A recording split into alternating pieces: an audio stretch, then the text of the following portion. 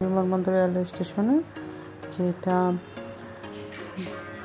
ঢাকা বিমানবন্দর এলাকায় অবস্থিত।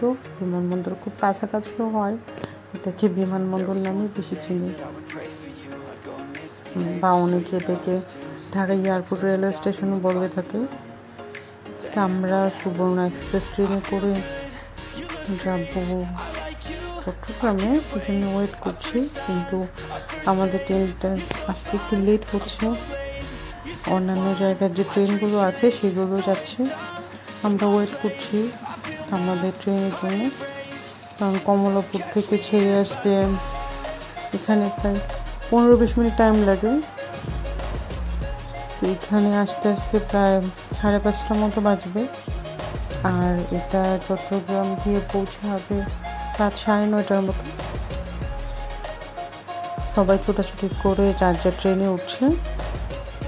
আমরা অনেকক্ষণ ধরে ওয়েট করছি। মানুষ আসলে দৌড়ে উঠে সেটাই ভিডিও করছিলাম, দেখে ভালোই লাগছিল। কিছুক্ষণ পর পরে একটা করে ট্রেন আসছে চলে যাচ্ছে।